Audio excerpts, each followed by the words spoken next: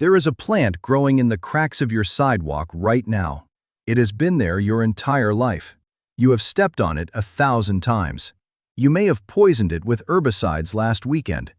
This plant contains a compound so powerful that pharmaceutical companies synthesize it in laboratories and sell it back to you for billions. Not millions, billions. The global market for just one of its active chemicals is projected to reach $9.5 billion by 2034. While one industry sells you the synthetic copy, another industry spends $4 billion a year convincing you to kill the original. They call it a weed. They sell you poison to destroy it. They teach your children that it ruins lawns. But for 2,000 years, physicians called it something else. They called it infallible. A remedy that never fails. This is the plant that witnessed colonization, the healer growing beneath your feet, and the $9 billion industry built on what it produces for free. Welcome to Clean Eating Forgotten. The archive opens in the year 40 of the Common Era. The Mediterranean sun beats down on a Greek physician bent over a writing desk. His name is Pedanius Dioscorides, and he is compiling what will become the most influential medical text for the next 1,500 years. A comprehensive guide to every healing plant in the Roman Empire. When he reaches Plantain, his language shifts. He does not suggest. He does not recommend. He instructs. Use it for wounds. Use it for bites from wild animals. Use it for burns. Apply it directly. These are not theories. These are prescriptions from a man who treated soldiers, travelers, and emperors. 30 years later, across the empire, the Roman naturalist Pliny the Elder is writing his own encyclopedia of the natural world. When he describes plantain, he uses a word that Romans reserved for their most trusted remedies: infallible, a cure that never fails. This is 79 of the Common Era. This plant had pharmaceutical credibility before Christianity spread across Europe. Now picture something. Close your eyes for a moment. Imagine a monastery garden in medieval Europe. Stone walls, morning mist, rows of carefully tended herbs in raised beds, monks in brown robes moving between the plants, harvesting leaves at dawn when the dew is still fresh. For centuries, these monasteries served as the hospitals of Europe, and plantain occupied a place of honor in every healing garden from southern France to northern Germany. Monks ground the leaves into poultices for infected wounds. They brewed infusions for persistent coughs. They documented results generation after generation, building empirical evidence across centuries that this plant controlled infection and accelerated recovery. The knowledge was not theoretical. It was clinical. Tested on thousands of patients over hundreds of years, recorded in manuscripts that still survive today. Travel further east. In traditional Chinese medicine, plantain held a revered position for centuries. Practitioners prescribed its seeds for kidney and bladder ailments. They brewed the leaves into teas for respiratory infections. They mixed it into poultices for eye inflammation. One of the most comprehensive pharmacological texts in human history documented its uses in extraordinary detail. In the Middle East, Persian physicians incorporated plantain into wound dressings centuries before the concept of antiseptics existed. They observed that injuries treated with crushed plantain leaves developed fewer infections. They could not explain the chemistry. They did not need to. The results spoke for themselves. In the British Isles, Anglo-Saxon herbalists listed plantain among the 9 sacred herbs. Their manuscripts from the 10th century describe it as one of the most powerful healing plants known to humanity. They gave it a name that translates roughly to the mother of all herbs. Not one of them, the mother. Think about that for a moment. Across every major civilization on Earth, from the Mediterranean to East Asia, from Northern Europe to the Middle East, the same plant earned the same reputation. Not similar reputations, identical ones. Wound healer, infection fighter, inflammation reducer, anti-venom. The probability of this being coincidence is essentially zero. This is convergent recognition, the botanical equivalent of independent scientific replication. Dozens of cultures separated by oceans and centuries arriving at the same conclusions because the chemistry is undeniable. Then comes the 17th century. European colonizers arrive in New England. In the soil of their boots, in the seams of their clothing, in the feed bags of their horses, plantain seeds travel across the Atlantic. What happens next is remarkable. The plant explodes across the continent. Everywhere Europeans walk, plantain appears within weeks. It thrives in trampled, compacted soil where nothing else can survive. Wagon tracks, boot prints, trading paths. The plant follows colonization like a shadow across the land. Indigenous peoples across North America notice immediately. They give it a name that would echo through centuries: the footprint of the colonizer. Not a metaphor, a literal observation. A plant that appeared wherever foreign boots touched the earth. But here is the part that most histories leave out. They did not just observe it, they adopted it. Within years, nations across the continent were using plantain for wound healing, for venomous bites, for drawing infection from injuries, for treating burns. The exact same applications that Dioscorides had documented 1600 years earlier on the other side of the world. Without ever reading his texts, without any contact with European medical traditions. That is independent validation across continents and centuries. Two completely separate civilizations, separated by an ocean and a millennium, arriving at identical conclusions about the same plant. That does not happen with folklore. That happens with chemistry. By 1855, the plant was so deeply woven into the cultural fabric of America that Henry Wadsworth Longfellow dedicated an entire chapter to it in his epic poem, The Song of Hiawatha. Chapter 21. Titled after the name indigenous peoples gave it, a plant that had followed colonization across a continent became a shared symbol of healing between the people who brought it and the people who were already there. But here is where the story takes its sharpest turn. Despite this universal recognition, despite 2 millennia of documented use, despite adoption by every culture that encountered it, something happened in the 20th century that would erase plantain from public consciousness almost entirely. The plant did not change. The chemistry did not change. What changed was the economic landscape. 2 industries emerged in the 20th century that would transform how humanity relates to this plant. 2 industries with combined revenues exceeding $50 billion annually. 2 industries whose profit models depend entirely on you not knowing what plantain can do. The first industry learned to synthesize its compounds and sell them in tubes. The second industry learned to sell you chemicals to destroy the source. Between them, they achieved something remarkable.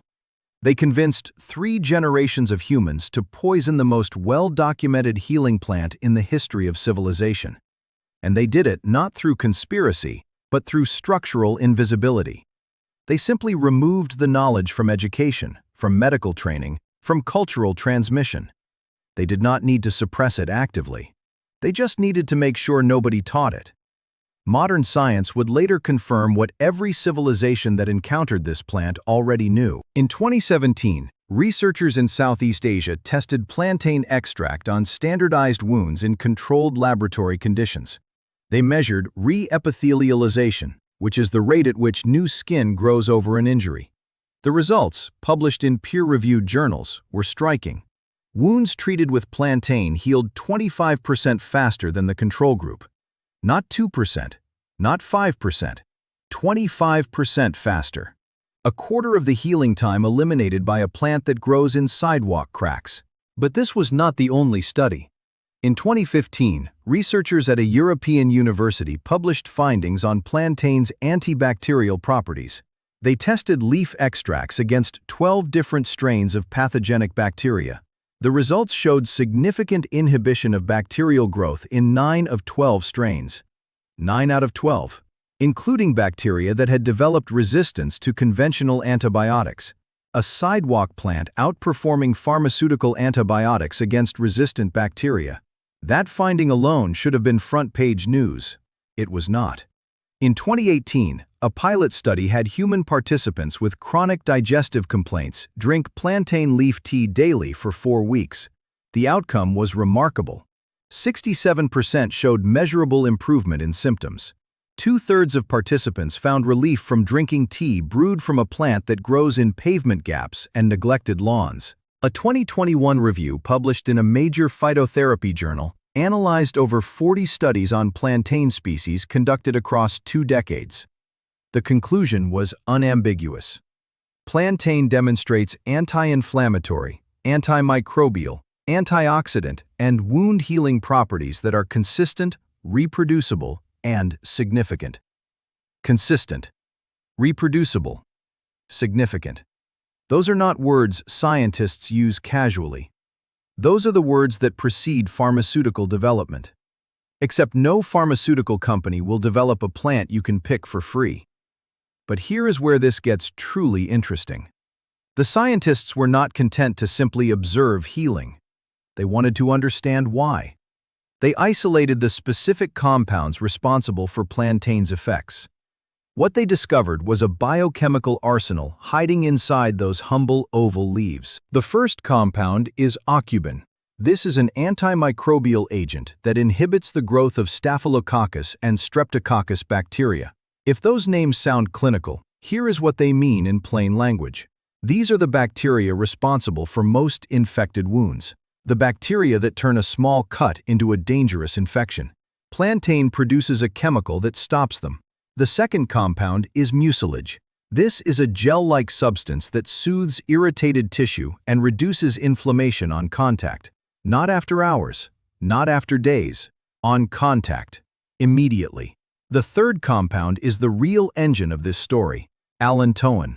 This chemical stimulates cell regeneration and accelerates wound closure. It is the reason plantain makes injuries heal faster. It tells your body to produce new cells more rapidly, to close wounds more efficiently, to rebuild damaged tissue with greater speed. Remember that name, allantoin, because the story of this molecule is the story of how an industry learned to sell you what already grows at your feet. Now here is where the math becomes uncomfortable. A tube of allantoin-based wound healing cream costs between $8 and $20 at your local pharmacy. It contains perhaps 2 to 5% synthetic allantoin. A single plantain leaf contains the natural compound in concentrations that research shows are therapeutically effective. That leaf costs nothing. It grows in your yard. It regenerates after you pick it. It comes back year after year without planting, watering, or fertilizing. One option costs $20 and requires a factory, a laboratory, a distribution network, a marketing department, and a retail markup chain. The other option costs nothing and requires bending down. The industry chose the $20 option. They had to. Shareholders do not invest in free. So, if this plant has been healing humans for 2,000 years, if the science confirms it works, if every civilization that encountered it recognized its power, why is it not in every medicine cabinet in the world? Why does your doctor not prescribe it? Why do you spray poison on it every spring? The answer, as always, is economic. Pharmaceutical companies know about allantoin. They have known for decades. They know it works. They know it heals wounds. They know it reduces scarring. They know it promotes cell regeneration. Their own research confirms all of this. So, what did they do with this knowledge? They synthesized it. They created a chemical copy in laboratories. And the global allantoin market is now worth $4 billion. Projected to nearly double within the next decade. You will find synthetic allantoin in wound healing ointments, in anti-aging creams, in expensive scar treatments that fill the shelves of every pharmacy and drugstore you have ever walked into. Regulatory agencies classify it as a Category 1 skin protectant. That means safe and effective. Approved for over-the-counter sale. Cosmetic companies add it to moisturizers because it regenerates skin cells faster. Pharmaceutical companies add it to burn treatments because it accelerates healing. The entire wound care market is worth $23 billion annually. It sells advanced bandages, hydrogels, foam dressings, and antimicrobial wraps. All products designed to do exactly what plantain has been doing for free for 2,000 years. $23 billion of products competing with a plant that grows in every crack, in every sidewalk, in every city on Earth. But it gets worse. While pharmaceutical companies synthesize allantoin to sell it back to you, A parallel industry works alongside them, an industry that spends billions to ensure you never discover the original source. The lawn care industry. Major herbicide manufacturers sell products specifically targeting plantain. Their formulations contain chemicals like 2,4-D, triclopyr, dicamba, and glyphosate, chemicals engineered to kill broadleaf plants. Their marketing message is unmistakable. Plantain is a weed, an invader, something ugly that ruins your lawn, something that must be destroyed.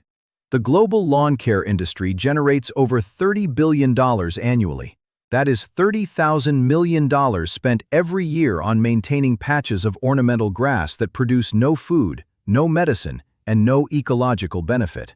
A significant portion of that money goes directly to killing plants like plantain. Think about the economics for a moment. The average homeowner in the United States spends over $500 per year on lawn care. Fertilizers, herbicides, mowing equipment, water. $500 per year to maintain a monoculture of grass, while simultaneously poisoning plants that could heal wounds, provide nutrition, and reduce medical expenses. The herbicide industry does not just sell chemicals. It sells an aesthetic. The perfect lawn. The uniform green carpet. Any plant that disrupts this aesthetic is a threat. Not a threat to your health, a threat to their revenue. But plantain is not invasive at all. It is a companion plant that thrives in compacted soil where grass struggles to survive. Its deep taproot breaks apart hardened earth and aerates the ground for other plants. Its presence actually indicates soil problems. That makes it a free diagnostic tool. A plant that shows you where your soil needs help and then fixes it. Here is the pattern. When plantain is classified as a weed, you buy herbicides to kill it. Then you buy wound ointments containing synthetic allantoin when you get a cut. Then you buy expensive scar creams containing the same compound when the wound leaves a mark.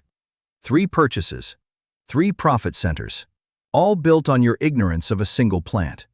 But if plantain is recognized as medicine, you simply walk outside and pick it. No prescription, no patent, no corporate intermediary between you and healing, no recurring revenue for shareholders, no quarterly growth for executives. The lawn care industry teaches you that plantain destroys grass. The pharmaceutical industry sells you synthetic versions of what plantain produces naturally. Neither industry wants you to know that the plant they taught you to kill is more effective than the products they taught you to buy. You cannot patent a wild plant. You cannot create dependency on something that grows for free in every climate on every continent. You cannot monetize patience, and you cannot monetize abundance. And what cannot be monetized cannot be promoted. So they buried it. They reclassified medicine as a nuisance. They replaced a free remedy with a synthetic product. They turned a healer into a villain. The $9 billion depends on you not knowing this. But the knowledge was never truly lost. In rural Scotland, traditional herbalists have passed down plantain preparation methods through unbroken chains of oral tradition. Grandmother to granddaughter, generation after generation. The old ways preserved not in textbooks, but in kitchens and gardens. Across Scandinavia, foraging traditions kept plantain in the collective memory. Families who never stopped picking it. Communities who never stopped using it. Knowledge that survived not because it was protected, but because it worked too well to forget entirely. In parts of Eastern Europe, village healers continued preparing plantain poultices well into the 21st century, not as folk tradition, as first-line medicine. Because in places where pharmacies were distant and money was scarce, the plant that grew everywhere was the remedy that never failed. And something is shifting now. Across Western Europe and North America, a growing movement of herbalists, nutritionists, and independent researchers are rediscovering what the system buried. Foraging courses that once attracted a handful of enthusiasts now draw hundreds. Books on wild, edible, and medicinal plants have become bestsellers. Online communities dedicated to reconnecting with botanical knowledge have grown into the millions. In 2023, the global herbal supplement market surpassed $200 billion, Not because the industry promoted it, because people are choosing it. Consumers are rejecting synthetic products in favor of natural alternatives at rates that are alarming pharmaceutical executives. Internal market research from major companies shows that consumer trust in conventional medicine has declined every year for the past decade. People are remembering. Small-scale herbalists now teach plantain identification workshops in urban parks. Community gardens in cities across Europe dedicate sections to medicinal plants that were once dismissed as weeds. Schools in Scandinavia have reintroduced foraging into children's education. The next generation is learning what their great-grandparents knew and their parents forgot. Universities that once dismissed traditional plant medicine are now funding research into compounds like Aucubin and Mucilage. The same institutions that ignored this knowledge for decades are racing to validate what monasteries documented 1,000 years ago. The tide is turning. Not because the industry changed its mind, despite them. The monks in their medieval gardens did not need laboratory confirmation. The indigenous peoples of North America did not need peer-reviewed studies. The village healers of Eastern Europe did not need regulatory approval.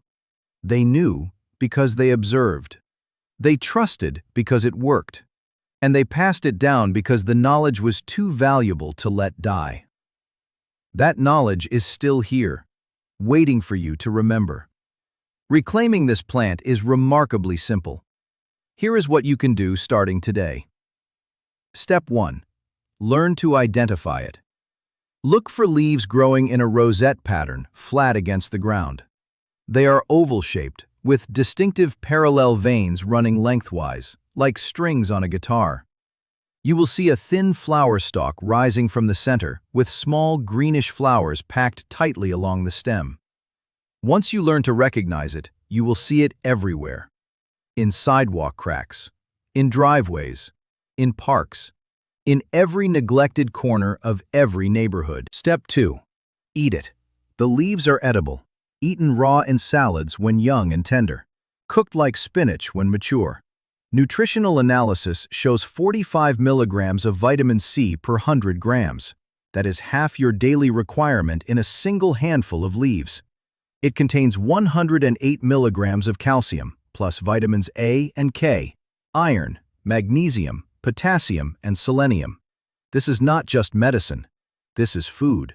Nutrient-dense food that grows for free where nothing else will. Step 3. Use it as emergency first aid. Stung by a bee, chew a plantain leaf until it forms a paste and press it onto the sting. The mucilage draws out the venom, while the Aucubin helps prevent infection. Cut yourself while gardening. Crush a leaf between your fingers and apply it directly to the wound. The natural allantoin begins cell regeneration immediately. Have a rash from nettles or poison ivy, brew a strong plantain tea and use it as a skin wash. The anti-inflammatory compounds reduce itching within minutes. Step 4. Brew it as tea for digestive health. Steep fresh or dried leaves in hot water for 10 minutes. Drink daily. The mucilage soothes inflamed digestive tissue. The same compound that heals external wounds works on internal inflammation. Step 5. Stop poisoning it. The next time you see plantain growing in your lawn, do not reach for the herbicide. Reach down and pick a leaf instead. Recognize it for what it actually is. 2,000 years of pharmaceutical wisdom growing at your feet. Free. Abundant. Waiting. Step 6. Tell someone. Share this knowledge with one person who still thinks plantain is just a weed. Every person who learns what this plant can do is one less customer for the $9 billion synthetic industry. One more person reconnected to knowledge that sustained civilizations for millennia. The story of plantain is not really about a plant. It is about a system that reclassifies free remedies as nuisances to protect paid alternatives. An economy that cannot profit from abundance, so it teaches you to destroy it. A marketing machine that convinced an entire civilization to poison its own medicine. For 2,000 years, every culture that encountered this plant recognized its power. Greek physicians, Roman naturalists, medieval monks, Persian healers, Chinese practitioners, Anglo-Saxon herbalists, indigenous nations of North America, Scottish grandmothers. Eastern European village doctors. Different languages, different centuries, different continents. The same conclusion. This plant heals. Then, in the span of a few decades, two industries worth a combined $50 billion taught you to see it as an enemy, to spray it with chemicals, to rip it from the ground, to replace it with a synthetic copy sold in a tube at 50 times the price of free. That is the pattern.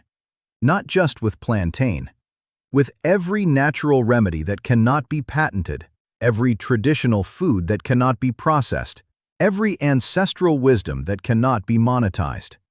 The system does not need to ban it. It just needs to make you forget it exists. Look at your sidewalk. Look at the cracks in your driveway. Look at that plant you have been taught your entire life to destroy. That is not a weed. That is a 2,000-year-old pharmaceutical laboratory. A $9 billion industry growing wild. Medicine that requires no prescription, no patent, no corporation standing between you and healing. Some plants are too valuable to kill. Some medicine is too effective to patent. And some knowledge is too ancient to stay buried forever. This knowledge was never lost. We just forgot it. But forgetting is not final. It is growing right now, at your feet, waiting for you to remember what every generation before the herbicide industry already knew. The choice is yours. If this archive opened something for you, subscribe to Clean Eating Forgotten and hit the bell. Every like and every share helps preserve the knowledge they tried to erase. The next archive opens soon.